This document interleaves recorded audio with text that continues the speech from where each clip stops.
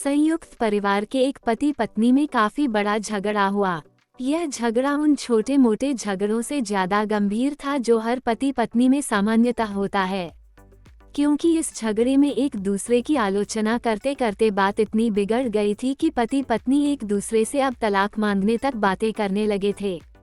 संयुक्त परिवार के बाकी के सभी लोग बहुत परेशान हो गए और वह सब किसी तरह इन दोनों को समझाकर इस झगड़े का अंत करना चाहते थे।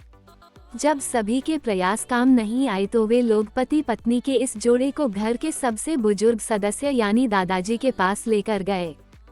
जब दोनों पति पत्नी दादाजी के कमरे में प्रवेश किए तो दादाजी ने उन दोनों को बैठने के लिए कहा और फिर पूछा कि बताओ तुम्हारी समस्या क्या है। दोनों पति पत्नी एक साथ बोल पड़े और एक दूसरे पर आलोचनाओं की झड़ी लगा दी।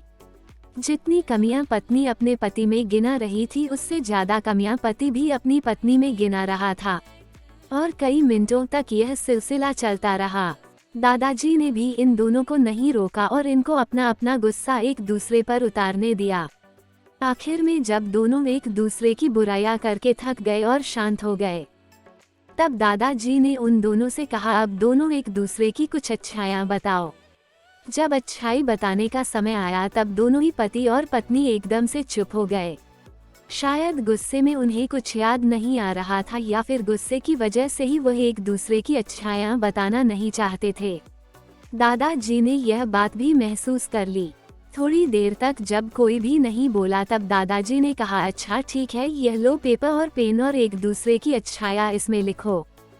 पति पत्नी दोनों ने ही पेपर और पेन लिया और एक दूसरे से काफी दूर जाकर बैठ गए। थोड़ी देर तक ना पति ने कुछ लिखा ना पत्नी ने। फिर पति ने पेपर में कुछ लिखना शुरू किया। उसे देखकर पत्नी ने भी अपने पेपर में लिखना शुरू कर दिया। ऐसा लग रहा था जैसे दोनों एक दूसरे से कंपटीशन कर रहे हो। काफी समय तक दोनों ने पेपर में लिखा और जब पेपर लिखावट से भर गया तब दोनों ही अपना अपना पेपर लेकर दादाजी के पास उन्हें देने के लिए गए। दादाजी ने उन दोनों के ही पेपर लेने से मना कर दिया और कहा कि अपने अपने पेपर एक दूसरे को दे दो और अब एक दूसरे के पेपर पढ़ो। पति ने पत्नी को और पत्नी ने पति को अपना पेपर दे दिया। वे एक दूसरे के पेपर पढ़ने लगे। थोड़ी देर बाद पति और पत्नी दोनों के ही आंखों में आंसू थे। पेपर में अपने बारे में लिखी अच्छाइयां पढ़कर पत्नी तो फूट फूट कर रोने लगी।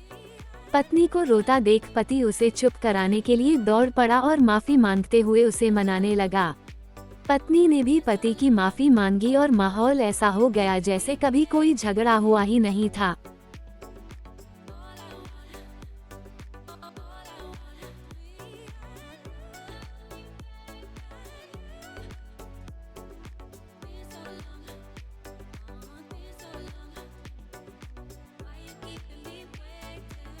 कहानी अच्छी लगी हो तो चैनल को सब्सक्राइब करें और दोस्तों के साथ शेयर करें। और हाँ, कमेंट में अपनी राय देना ना भूलें।